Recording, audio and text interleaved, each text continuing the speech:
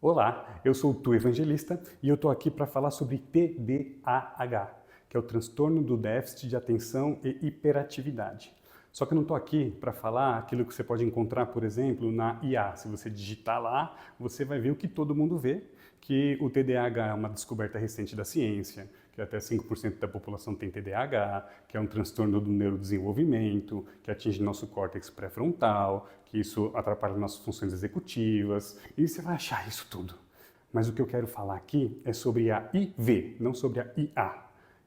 IV é a inteligência vivencial, é a minha história um pouco para que, por meio disso, eu consiga me conectar com as outras pessoas e ajudar elas a viver melhor, a cuidar melhor do transtorno, dizendo para elas o que é e como a gente faz para poder lidar com isso todos os dias, sendo que não tem cura, não é?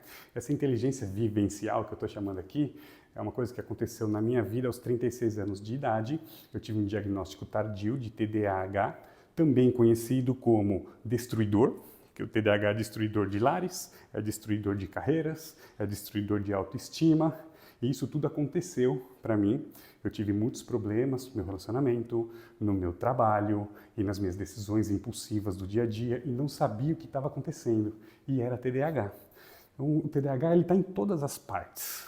Provavelmente, na sua casa você pode conviver com isso, ou em você ou alguém que está perto de você, na escola, no trabalho, no seu círculo de amigos. Alguém ali vai ter TDAH. Sempre que eu tenho a oportunidade de fazer uma palestra para as pessoas, eu pergunto para o público, quem aqui convive com alguém que tem TDAH? Massa, muita, quase todas as pessoas levantam a mão. Aí minha próxima pergunta sempre é, quem aqui tem TDAH diagnosticado? Menos pessoas levantam a mão. Legal. Das pessoas que têm TDAH diagnosticado, quantas tratam com constância o TDAH? Isso sempre se resume a poucas pessoas, uma pessoa, duas pessoas, é menos de 1% deste meu focus group, e é isso que me faz entender um pouco a relação da sociedade hoje com o TDAH. Eu vou falar de muita vivência, mas também tenho muita academia sobre isso. Inclusive, eu escrevi um livro chamado Desigualmente, que é um manual didático que eu ensino as pessoas a lidarem melhor com o TDAH para usar ele a favor e não para ter prejuízos na vida com o TDAH. E muita gente olha para mim e acaba falando, cara, mas TDAH, você tem certeza? Não é uma moda. Eu não estou falando aqui do TDAH diagnosticado no TikTok.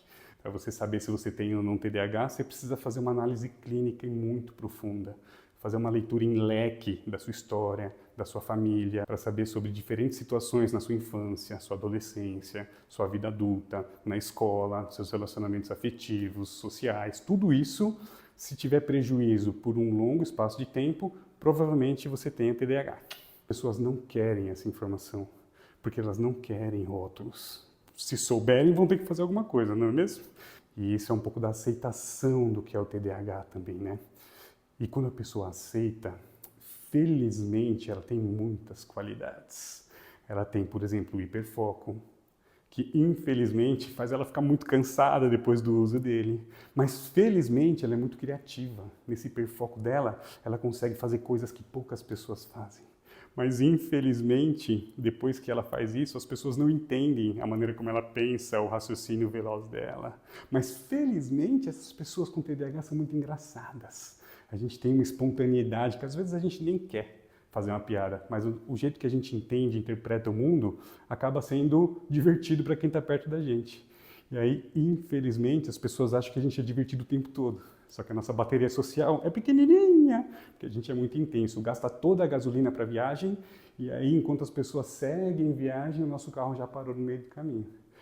Felizmente, o nosso carro, o nosso motor é Porsche, Ferrari, é turbina, é adrenalina, aventura, pressão. Infelizmente, essa pressão toda não se segura porque o nosso freio é freio de fusquinha, não dá conta de segurar e a gente acaba atropelando, passando na frente de todo mundo e passando por cima. E isso gera uma interpretação sobre a gente que na nossa cabeça é muito errada e a gente fica tentando então se adaptar ao mundo, se ajustar à sociedade, a uma sociedade que não se ajusta a gente. Eu, por exemplo, passei por uma travessia emocional, né? Você entra num novo mar, É um mar cheio de possibilidades, mas você ainda está um pouco paralisado analisando a sua história. Começa a cair um monte de ficha, sabe? Mas depois que isso passa, e tende a passar, se a pessoa tiver uma calma e um acompanhamento adequado, você começa a olhar para o ponto bom da coisa. A questão é você saber que peça você é e como você encaixa ela, né? O TDAH, a pessoa fala, mas todo mundo tem um pouco de TDAH. Eu escuto isso o tempo todo. Mas não é que as pessoas têm TDAH, é que a gente vive numa modernidade ansiosa. A velocidade das coisas e a praticidade, ela diminuiu muito a paciência. Você pode ver sobre as crianças, os adolescentes de hoje em dia, o quão menos paciência eles têm e o quão mais eles cometem erros, eles esquecem coisas, eles estão cansados. A diferença entre eu, que tenho TDAH, e as pessoas com esse comportamento é que essas pessoas conseguem se cuidar. Eu não consigo. E não é porque eu não quero, é porque não dá. Eu adoro dar um exemplo, se eu tenho uma pessoa na minha frente que usa óculos. Eu falo, tá bom, você usa um óculos, tá? Ela pergunta para mim, você não consegue ficar sentado sem mexer as pernas? Você não consegue prestar atenção numa aula no computador? É só você se focar. E se é só? Não é só. E o meu exemplo para essa pessoa de óculos é, então vamos fazer o seguinte, fica um pouco mais longe de mim, mais longe, mais longe. Agora você tira o óculos. Eu faço letras pequenas numa folha e mostro para ela. Falo, agora lê aqui. Ela fala, mas eu não consigo. Fala, mas não é só você querer? Não é só você dar uma forçadinha que vai dar certo? E a situação é a mesma, entende? Não. Porque o meu organismo, o meu cérebro, não me possibilita essa oportunidade que vocês têm. Assim como sua vista não te possibilita enxergar de longe. A situação é a mesma. Quando você tem o seu diagnóstico feito por um profissional competente, cada vez mais a gente tem profissionais competentes, conteúdo e caminhos para isso, esse diagnóstico muita gente não quer ter, porque acha que isso é um peso. Mas o diagnóstico, ele não é um rótulo, ele é uma lanterna. Você precisa enxergar ele como uma luz que vai acender um caminho para você. Aceitar o TDAH é fundamental. Todo dia da minha vida eu preciso entender se aquilo que eu estou pensando ou aquilo que eu estou fazendo é o correto e racional ou se é um comportamento, uma manifestação do meu TDAH. Porque eu já fiz muita coisa que não é comum na sociedade. Quando você está dominado pelo comportamento impulsivo, ansioso, possessivo que o TDAH pode gerar, você fica como se fosse cego.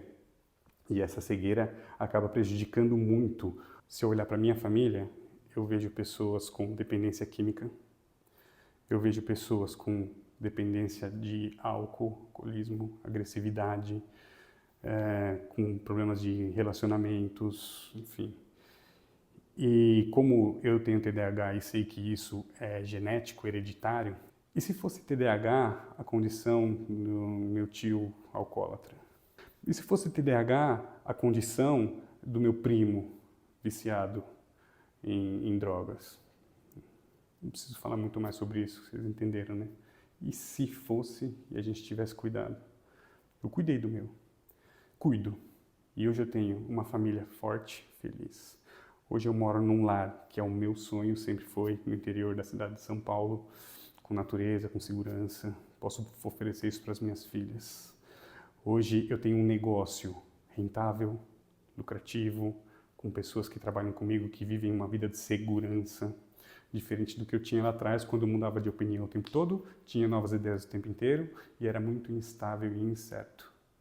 O meu TDAH mexeu com muita gente e eu fiquei muito chateado de gerar isso nas pessoas, essa ansiedade, esse pânico. E muitas vezes sempre as pessoas falam, sem saber que eu era TDAH, me falam que eu sou esquecido, que eu sou desastrado, que eu sou antissocial, uma série de coisas que machucam a gente, porque vocês não precisam falar isso pra gente. Na nossa cabeça, nós somos o nosso pior castigo já, porque a gente não sabe o que está acontecendo e a gente não tem força para se defender. Vocês precisam saber sobre o TDAH e a gente precisa também saber sobre o nosso TDAH. Mas se você não for ser uma ponte para a gente, não tem problema. Eu construo a minha própria ponte, assim como eu construí a minha. até o lugar que eu estou hoje. E tenho felicidade de poder falar isso para vocês. Se eu construir a minha, você consegue construir a sua. Eu quero falar sobre isso, eu vou falar sobre isso, porque TDAH para mim não é um tema, é uma missão de vida, é um propósito.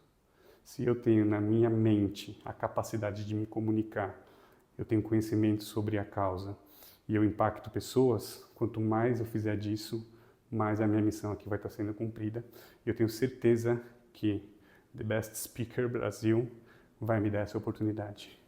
Obrigado, um beijo no coração de todos vocês que me acompanharam até aqui. Eu espero que vocês me vejam muito mais. Tenho certeza que isso vai acontecer. Valeu!